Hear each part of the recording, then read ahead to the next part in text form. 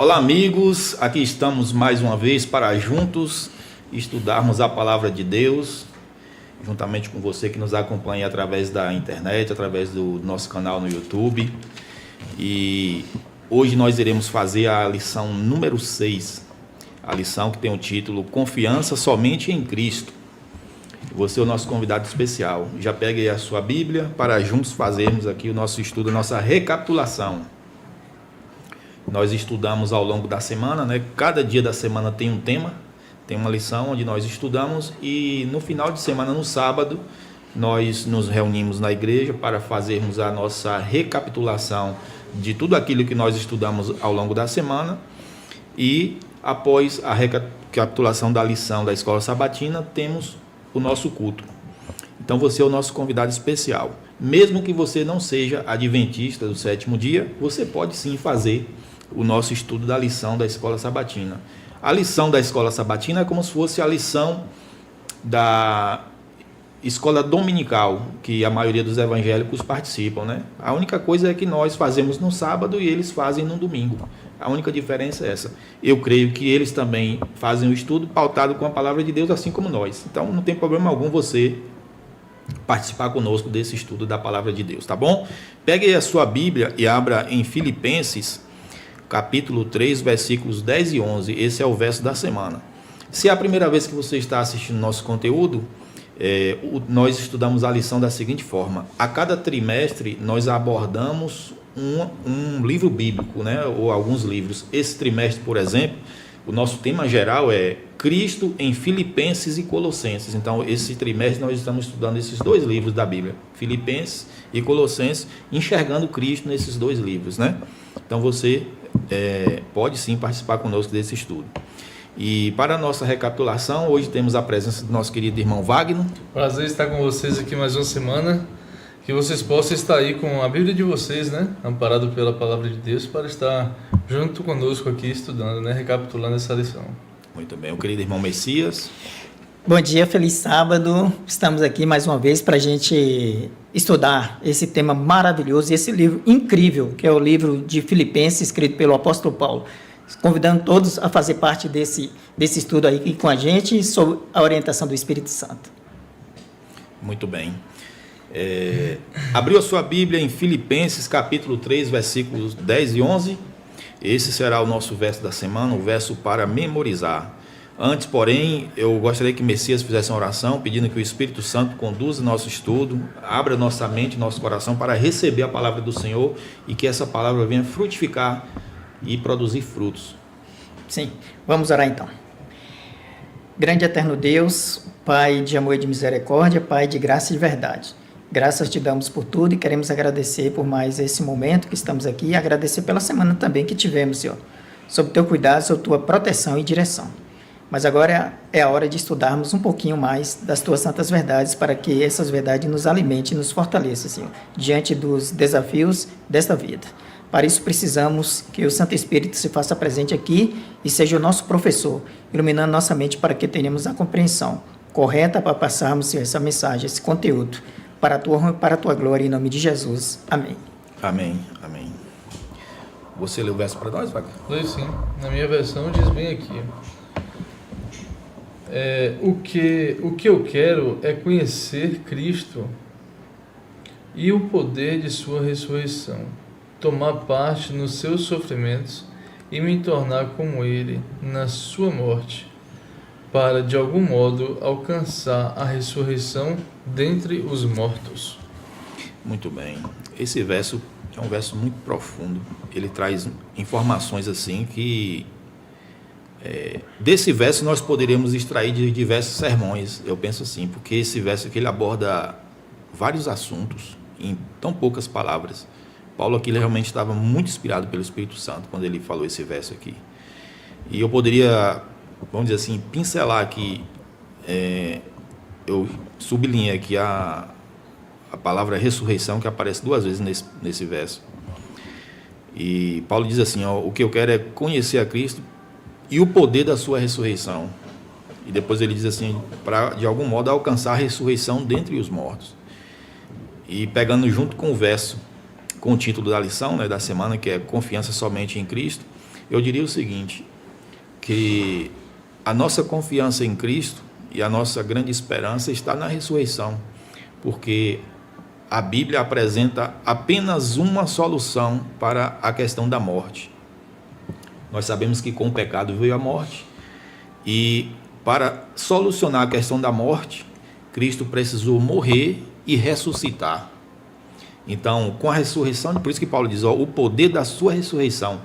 Se Cristo não tivesse ressuscitado, não teríamos mais esperança, porque foi através da ressurreição de Cristo que ele tem autoridade, poder ele sempre teve, mas ele tem autoridade dentro do conflito entre o bem e o mal para fazer com que todo aquele que nele crê, é por isso que ele diz, eu sou a ressurreição e a vida, e todo aquele que nele crê, ele diz, né, quem crê em mim, ainda que morra, viverá, porque é através da ressurreição, e era a esperança de Paulo, né, alcançar a ressurreição dentre os mortos, em Cristo Jesus. Então, esse verso ele traz assim, um conhecimento muito grande para nós. Uma coisa que eu fico vendo na pauta dessa introdução aqui, é como você mesmo falou, né? E Paulo já dizia, se Jesus não ressuscitou, vai a nossa fé. Sim, sim. Então, assim, o ponto-chave aqui é a questão para nós alcançarmos, como ele mesmo falou aqui, né? De algum modo, a ressurreição dentre os mortos. A pauta de toda essa introdução aqui é a questão das obras da lei e a fé, né? A fé. Exatamente. Entendeu? Isso. E aí, tipo assim, se a gente colocar em primeiro lugar um ou primeiro lugar outro, qual é o que se sobressai? Na verdade, nenhum, né? Nenhum tem destaque mais do que o outro, nenhum é menor do que o outro. E o que a gente para analisar é que isso aqui foi pauta de discussões durante toda a história do cristianismo. Inclusive a Revolução Protestante, ela teve início com esse assunto aí, com esse tema, né? Exatamente. A questão, o peso, né?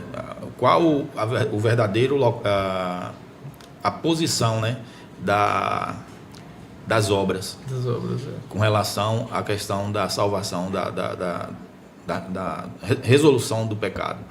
E aí ficou explícito, né, na Reforma Protestante, que é só através da fé, só através da Escritura, só através de Cristo. As obras não têm papel algum na salvação do ser humano, não é isso? Exato. E se a gente for pegar aquele período da Reforma Protestante, né, John Hus, Lutero, Calvino, todas essas pessoas, elas trouxeram de forma enfática essa pauta. Sim. Foi o que culminou no mundo cristão uma grande divisão, né?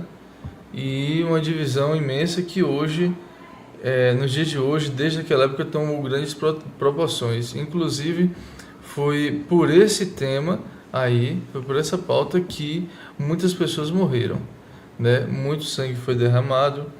Inclusive, assim, a gente quando pensa, né, que a Igreja Católica, ela quando surgiu, né, a Igreja Católica Apostólica Romana, quando surgiu através de Constantino, primeiramente de sua mãe, né, que Dona Helena, né, havia sido conversa, né, ao cristianismo, e aí posteriormente ele aceitou também e foi introduzido na cultura romana todo aquele trabalho da igreja cristã, quando a igreja cristã se fundiu com o poder romano.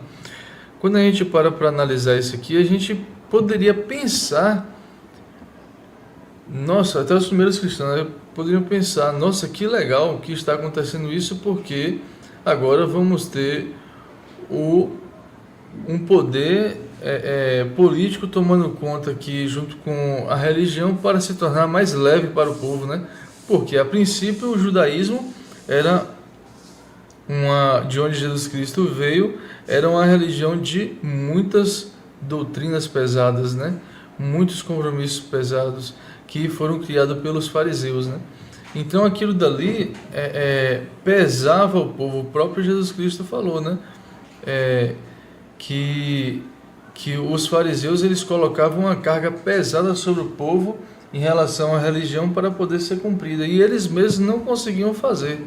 Isso. E quando a gente para analisar, poxa, seria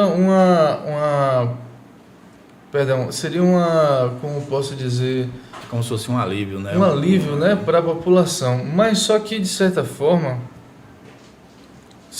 não foi. Quando a gente para analisar o que um poder político ele pode fazer, o que ele realmente quer fazer é o controle de massa, é o controle populacional. Eles querem fazer com que, principalmente naquele período onde existia muito a questão da teocracia, né? Eles queriam fazer com que o povo, através da religião, fosse forçado a obedecer os seus ditames ali, né? Suas leis, suas regras, aquilo que eles impunham. Então, quando a gente para perceber que aquilo dali foi apenas uma estratégia do poder político romano para poder controlar aquele povo. Ou seja, o controle de massa nada mais nada menos do que uma engenharia social. Eu vou controlar o povo com determinadas regras, determinadas leis, através da religião, que é algo muito fácil, controlar o povo através da religião, e aí eles obedecem ao meu governo e controlam todo o povo. Isso mesmo. O que a gente pode perceber aqui nessa lição, confiança somente em Cristo, né? Aí Paulo está expondo o verdadeiro evangelho em contraste com umas pregações paralelas que estavam acontecendo na época. Exato. Sabe?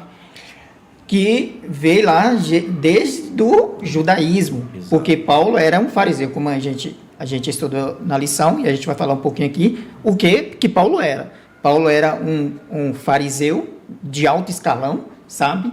E ele tinha uma compreensão equivocada do que era salvação. Exato. Ele achava que o que se poderia fazer, o que se poderia ali acrescentar, ali iria trazer atributos para ele ser salvo. Antes dele se converter, obviamente. Sim. Aí agora, depois dele estar convertido, aí sim, aí ele vê que você fazer alguma coisa, você querer fazer alguma coisa para você ser salvo, isso aí é impossível. Por isso aqui a confiança para nossa salvação Somente em Cristo. somente em Cristo. E a lição foi pontual aqui na parte aqui, ó, e que é uma coisa que acontece com todo mundo. Todo mundo, sem exceção, todo mundo acontece isso aqui, em maior grau, em maior escala ou em menor escala. É algo em nós que resiste à ideia de salvação somente pela fé. Isso é verdade. Sim. Sem as obras da lei. De alguma forma, temos a tendência de confiar em nossos esforços como se eles pudessem adicionar algo à nossa salvação. De maneira enfática, Paulo aborda essa questão em uma declaração polêmica contra aqueles que insistiam que a circuncisão era essencial para a salvação. Então, na época de Paulo, eles achavam, né, os religiosos da época, e inclusive eles achavam que para ser salvo, eles precisavam fazer coisas, fazer obras, executar obras, né? Obras do quê? Obras da lei. Mas só que Jesus veio a este mundo e trouxe um conceito totalmente diferente. Sim. Que, na verdade, você obedecer é uma consequência. Exato. E não um meio para você ser salvo. Exatamente. Não é? Isso, inclusive, até na lição passada eu falei sobre isso aqui. Não é? Então, para a gente ser salvo, a gente não precisa fazer nada. A gente não precisa guardar mandamento. A gente não precisa fazer nada, absolutamente. Apenas aceitar. Mas aí que vem vamos dizer assim, a inversão da coisa, né? Uma vez salvo, agora você é uma nova criatura. Você não é mais aquela pessoa que confiava em você, que fazia as coisas para você obter méritos, que isso aí não era um ensinamento corrente da época e até hoje, chega até nossos dias, né? Agora você é uma pessoa transformada. Agora você vai naturalmente, você vai fazer a vontade de Deus, não para você ser salvo, e sim porque você já é salvo. Então, essa questão aqui que a gente vai discutir aqui nessa lição. Exatamente, é isso mesmo. O grande equívoco, né, das pessoas, naquela época, os judeus principalmente, era exatamente isso aí que foi dito, vocês comentaram aí. Achar que para a salvação eles poderiam acrescentar, fazendo as obras, obedecendo essas leis que, além dos mandamentos que foram deixados por Deus e ele está em vigor até hoje, vigente, né? Eles criaram cerca de 600 e poucas pequenos mandamentos. Então, esses mandamentos que se tornaram pesados, né? Como vai estar falando, para o povo. E pior que nem eles mesmos, eles que criaram esses mandamentos, lembrando que não foi Deus, eles chamam mitzvah, né? Que são os pequenos mandamentos, preceitos. Leis adicionais. Eles que criaram, eles mesmos não cumpriam. Então, era uma coisa assim... Pesada e uma grande hipocrisia da parte deles. Então, Paulo ele acreditava nisso. Ele era seguidor dessas diretrizes, né? Ele mesmo, uma das características que ele apresenta, que a lição apresenta, é que ele, nesse sentido, o próprio Paulo fala, né? Ele era irrepreensível. Então, ele acreditava que, quando ele começou a perseguir os cristãos, ele acreditava que ele estava fazendo a coisa certa. Só que, quando ele tem um encontro com Cristo, ele entende que tudo aquilo que ele acreditou, na verdade, não fazia sentido algum. Porque, para a salvação, ele precisava simplesmente acreditar, confiar em Cristo, né? E é Cristo que opera em nós. Tudo que precisa ser feito para o ser humano ser salvo já foi feito por Cristo. O ser humano não precisa fazer mais nada. Agora, então eu posso fazer o que eu quiser agora porque eu estou salvo? Não. A obediência, né, ela é uma evidência da nossa fé verdadeira em Cristo, porque inclusive a palavra fé em grego é pistis, e significa tanto fé quanto obediência. Então, uma fé sem obediência é a fé dos demônios, né? A Bíblia diz que até os demônios creem em Deus e tremem. Então, se você crê em Deus, mas você é um desobediente, você está tendo a fé dos demônios. Você acredita que Deus existe, você acredita que Jesus é Deus, mas você é um desobediente, você vive como se ele não existisse. Então não adianta só crer, você tem que confiar em Deus e ser obediente a Ele. Por isso que as boas obras, elas evidenciam que você aceitou o sacrifício de Cristo, que você está salvo em Cristo. Não significa que as boas obras vão te fazer ser salvo. Pelo contrário, só evidencia que você já está salvo. Não é isso? A grande questão e fator desse período aqui era a circuncisão, né? Um dos maiores... Quando falamos de fé e obras, no nosso contexto hoje parece algo diferente do que ocorria antes. Fé e obras, independente de qual época ela tenha passado, qual foram as discussões, por quais interesses elas se debatiam, quer dizer, os religiosos debatiam entre elas, né? Que na verdade a fé e as obras não se debatem. Por mais que o assunto seja diferente, mas o princípio é o mesmo, como vemos aqui na lição. Naquele período era circuncisão. Nos nossos aqui é algo diferente. No período medieval era outra coisa. Eram as regras a fé e as obras que a igreja medieval impunha, e no período de Cristo, quer dizer, de Paulo aqui, era a circuncisão. Mas só que Paulo, ele já havia de vários momentos aos filipenses feito várias repreensões a eles, né, a respeito desses falsos mestres. É tanto que diz aqui em Filipenses capítulo 3 em diante, diz bem assim: quanto aos mais, meus irmãos, alegrem-se no Senhor. Escreve de novo as mesmas coisas, não é um problema para mim e segurança para vocês. Cuidado com os cães. Olha só como Paulo se refere, né? Cuidado com os cães, cuidado com os maus obreiros, cuidados com a falsa circuncisão, porque nós é que somos a circuncisão. Nós que adoramos a Deus no Espírito e nos gloriamos em Cristo Jesus, em vez de confiarmos na carne. Ou seja, ele, quando se refere às pessoas, eles inclusive os chamava de mutiladores de pessoas.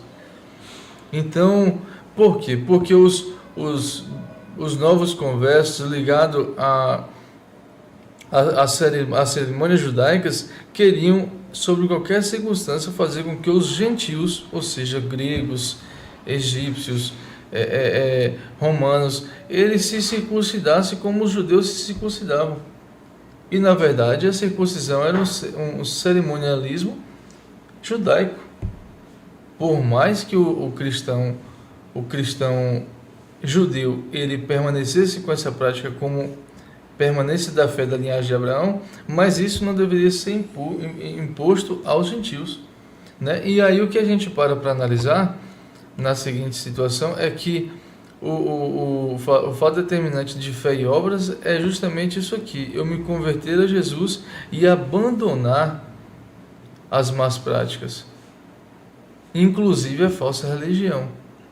Mas só que eu percebo que durante todo o período da caminhada cristã, da história cristã, uma das maiores dificuldades que as pessoas têm em consociar, né, são a fé e as obras. As pessoas têm uma certa dificuldade, o ser humano tem uma certa dificuldade. Naquele período, eles colocavam em primeiro lugar a fé, ou eles colocavam em primeiro lugar as obras. Paulo já vem mostrando que as obras sem a fé e a fé sem as obras, elas são mortas. Então, se a gente pegar no período de hoje, muitos falsos profetas também e falsos cristos, né, falsos obreiros pregando no período de hoje, falando que só a fé importa independente do que você faça. Então as pessoas, elas, no decorrer da história, eles têm uma grande dificuldade de conciliar esses dois. E a gente tem que pegar principalmente a carta de Romanos, a carta de Filipenses, e destrinchar isso e mostrar que realmente os dois, eles andam juntos, né? Você falou muito bem, viu, Wagner? Muito bem mesmo, e era até que eu ia falar também sobre isso aí. Essa aparente dicotomia que existe entre fé e obras. Exato. Porque, olha bem, Paulo aqui, ele está defendendo o evangelho unicamente pela fé, salvação unicamente pelos méritos de Jesus. Aí esses cães, que aqui está falando, acautelai-vos dos cães, dos maus obreiros e acautelai-vos da falsa circuncisão. Essas pessoas, esses mestres aí, eles estavam perturbando os gentios, deixando de lado a decisão que havia acontecido lá no Concílio de Jerusalém, que está em Atos 15, que não precisavam mais fazer nada disso, mas eles estavam insistindo agora com os novos cristãos, se eles quisessem ser salvos, eles queriam que praticar o rito da circuncisão. Isso aí Paulo estava combatendo veementemente. Sim. Veementemente. Então, no dia de hoje, o que acontece? Hoje, a narrativa de hoje é assim, desses pregadores aí, desses falsos obreiros também da atualidade, que não é só do tempo de Paulo, não. Eles falam assim, ó, você só precisa da graça. Só a graça só e pronto. Você não precisa mais de nada. A graça para você é suficiente. Você não precisa mais de nada. Então a narrativa deles é: você só precisa da graça. Não precisa fazer mais nada. Cristo já obedeceu para você. Cristo já fez isso para você. E você, pronto. Você, tipo assim, deixa a pessoa neutra. Né? Tem esse discurso, essa narrativa. Já tem o outro oposto, que aí vem o radicalismo. Achar que a gente vai agregar alguma coisa à salvação. Precisa fazer coisa para ser salvo, para contribuir, achando que o que Jesus fez foi insuficiente para a nossa salvação. É errado também, é outro extremo. Sim. Outro extremo. Um é um extremo e outro é outro extremo. Esse negócio de você fazer coisa para você ser salvo, você está fazendo o impossível, porque não tem como você fazer coisa para você ser salvo. Então a discussão está sendo de Paulo aqui com Filipenses, depois em Gálatas, lá está sendo essa. Não é? A gente não precisa fazer nada para ser salvo. A salvação é totalmente pela fé, é totalmente pela graça, é totalmente de graça. A gente não agrega nada à salvação feita por Jesus. Por isso que aqui confiança somente em Jesus. Então é isso. Só que, como a parte de saúde falou, né? A gente acha que precisa. A gente quer fazer, parece que a gente acha que isso é insuficiente, quer fazer. E vem a circuncisão, vem guarda de mandamento, vem você fazer isso na igreja, você fazer aquilo, você fazer isso, achando que aquilo ali está trazendo crédito para você, está trazendo crédito para você ser salvo. Então, essa ideia aqui desse livro, dessa lição, é isso aí que Paulo está combatendo. Então, a salvação é unicamente pela fé. Agora, tem uma coisa, é muito importante. Uma vez que você é alcançado pela graça, você se torna numa nova criatura, você é uma nova criação. Agora, você vai viver em função do quê? Do amor, da obediência a Deus como um resultado, que a graça te alcançou e te salvou. Isso aí é um resultado. As obras que você faz agora não é para você salvo, é como uma expressão que você está salvo. Então é isso que, por mais que seja assim, a gente acha que não é, que é difícil, mas é simples. Não é difícil, né? Então... E assim, a questão é essa, né? eu digo pelo menos ali os cristãos dos anos 90, né? Os pentecostais e neopentecostais, você vê que essas fases acompanham não a Bíblia, acompanham os entendimentos do ser humano da Bíblia através do tempo, né? Através da história. Falando de tendência nesse caso, né? Tendências, usos e costumes. O que eu quero falar aqui é não sobre cultura, é sobre usos e costumes. Assim, eu via muito, né? Eu falo como conhecimento de causa, assim, porque próximo da minha casa tinha muitos irmãos da CCB, né? Isso, CCB. Aí, esses irmãos congregacionalistas, eles tinham um rigor muito...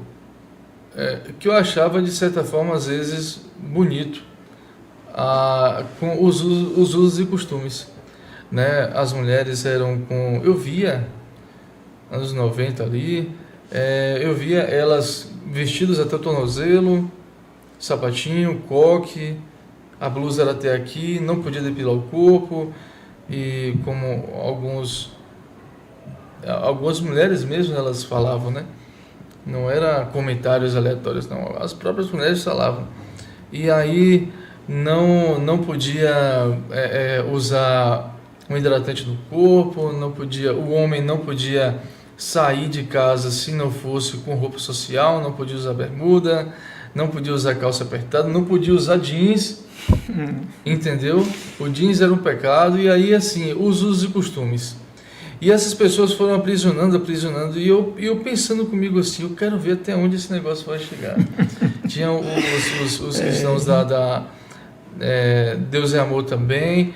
A princípio, a Igreja Adventista também nos anos 80 era desse perfil, né? A gente tem muitas histórias sobre esses fatores, sobre essas questões, né, Messias, em nossa igreja, e eu paro para analisar. E isso foi se passando o tempo, e eu observando isso, vai até onde. E quando eu vejo hoje,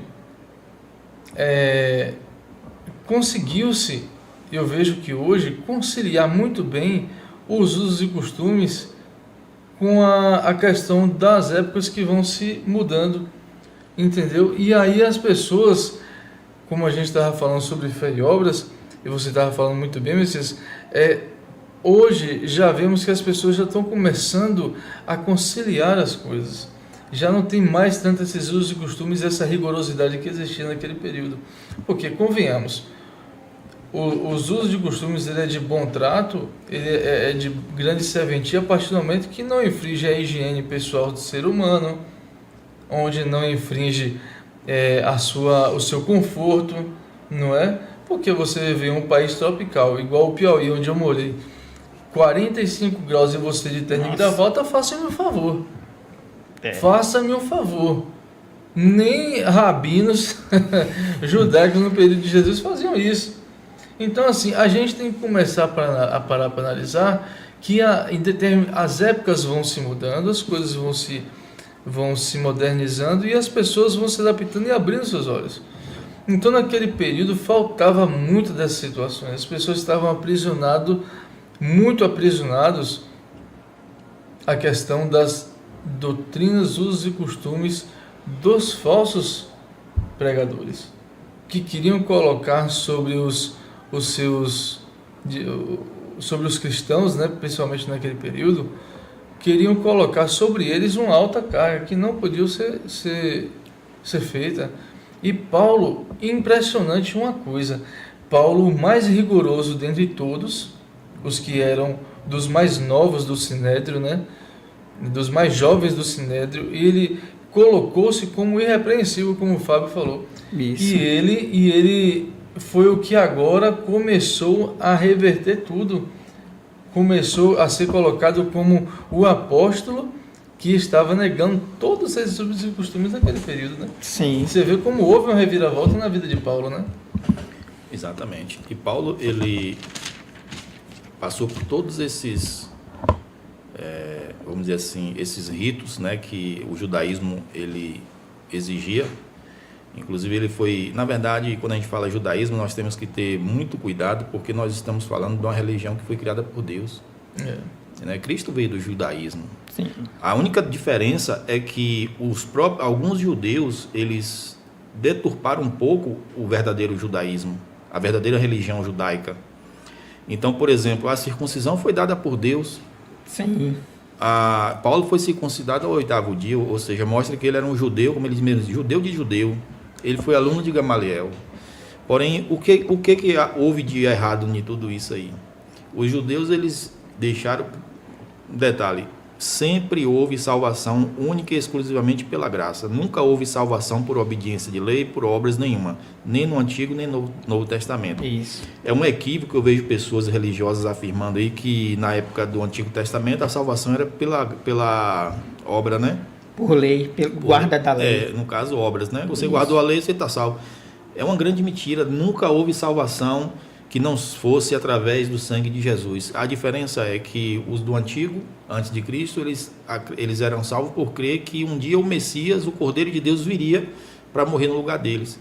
Nós que vivemos depois de Cristo, nós seremos salvos, né? Somos salvos e seremos confirmadamente salvos quando Cristo voltar, porque nós cremos no sacrifício, no sangue do Cordeiro que já veio e morreu por nós. Então, nunca houve salvação por obras.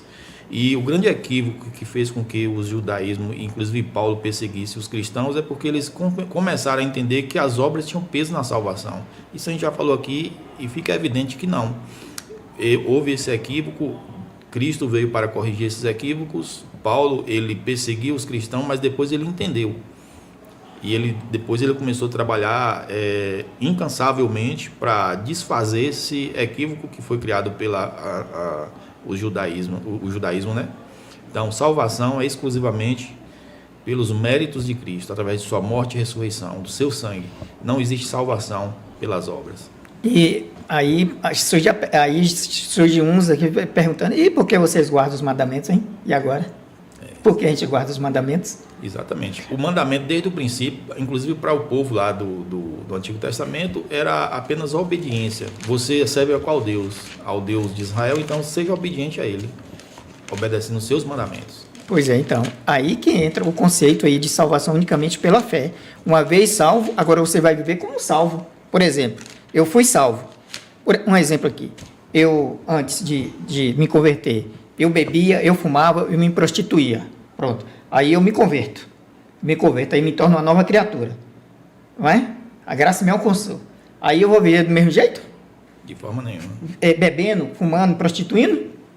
Então é isso que a gente tem que entender. Quando você é salvo pela graça, a graça que alcança você é transformado numa nova criatura.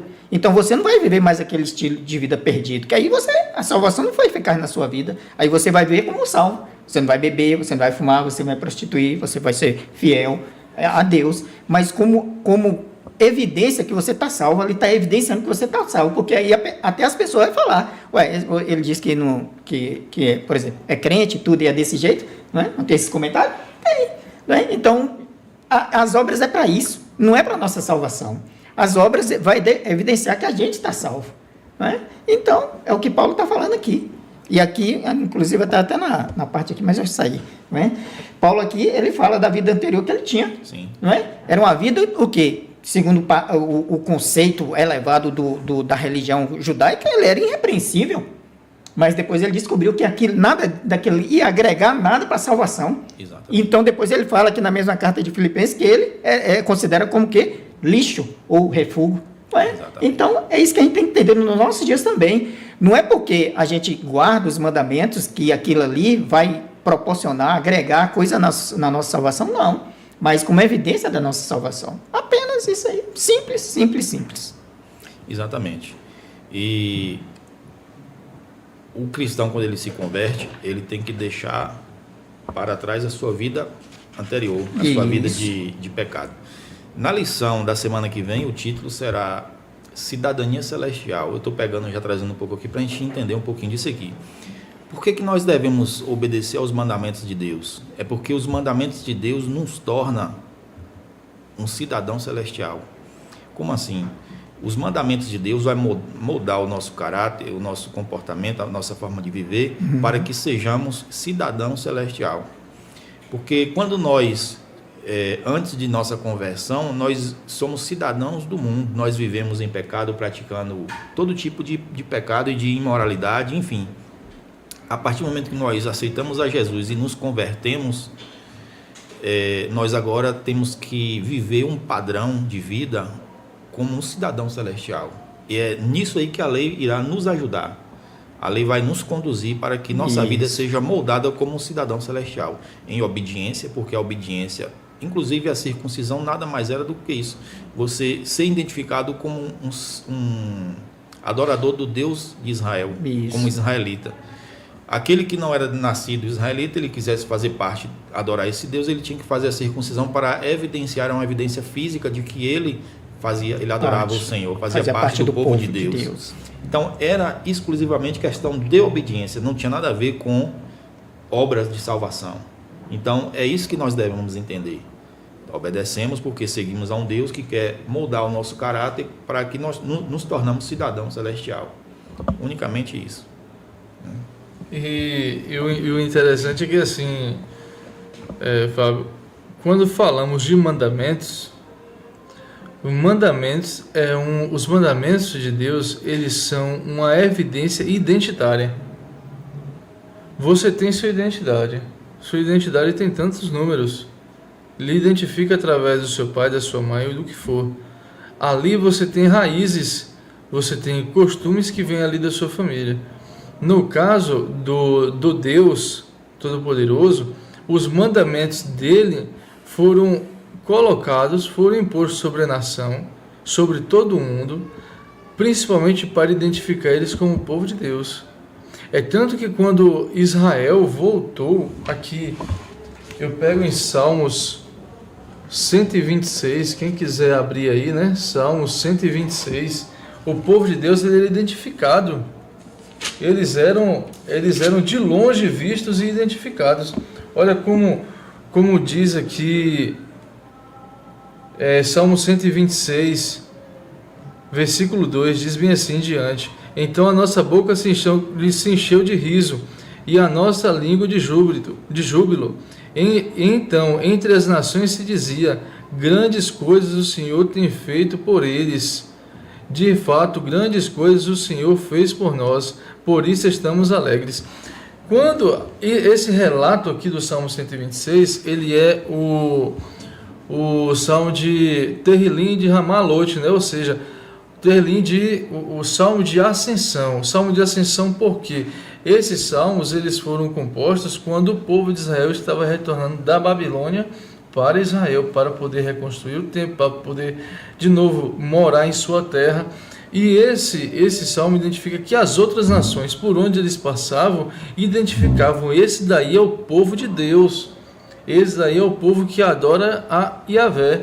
Então, ou seja, o Deus que entre aqueles povos ali, os comentários com eles adoram a um Deus que não tem mulher, um Deus que ele é único, é invisível, que não tem nenhuma imagem no céu, na terra e debaixo da terra que identifique ele. Ou seja, isso aí tudo era colocado através dos mandamentos de Deus. Se você não trabalha no sábado, você tem sua identidade. Se você guarda os mandamentos de Deus, você tem sua identidade. Se você é circunciso, você é um judeu, ou seja, isso são identidades que Deus ele colocou sobre o povo dele durante toda a história. Então, quando nós nos identificamos como cristãos, nós temos os mandamentos de Deus como identidade. Né? É isso. O nosso tempo, infelizmente, acabou, nós iremos fazer nossas considerações finais para a gente encerrar o estudo de hoje. Ainda tinha muita coisa para a gente abordar, muita coisa para a gente discutir aqui, mas o tempo, ele tem o seu... trabalha contra nós, né? Então, vamos começando por você, Messias, fazer nossas considerações finais. A lição... Sexta-feira. A lição aqui fala para a gente conhecer Cristo, sabe? E nossa necessidade é conhecer Cristo, ler mais a Bíblia, nossa necessidade é orar mais, sabe? É muito corrida a vida da gente, mas a gente precisa tirar um tempinho mais caprichado para a gente ler nossa Bíblia, assimilar essas verdades aqui, colocar em prática na nossa vida e também a gente orar mais, né? Então, aqui falam assim, ó, aquele que deseja construir um caráter forte e harmônico e ser um cristão bem equilibrado, deve dar tudo a Cristo e fazer tudo por ele, pois o Redentor não aceitará um serviço dividido. Precisa aprender diariamente o que significa entregar o próprio eu. Precisa estudar a palavra de Deus, aprendendo seu significado e obedecendo os seus preceitos. Amém. Amém. E aqui em Parábola de Jesus, né, página 245, diz bem assim: os últimos raios da luz misericordiosa, a última mensagem de graça ser dada ao mundo, é uma revelação do caráter do amor divino. Os filhos de Deus devem manifestar sua glória, revelarão em sua vida e caráter o que a graça de Deus tem feito por eles. Amém. Eu acho que não tem nenhuma explicação mais plausível hoje, aqui, nesse momento, nessa lição, do que esse verso, né? É isso. Meu querido, minha querida, a lição traz o título, né?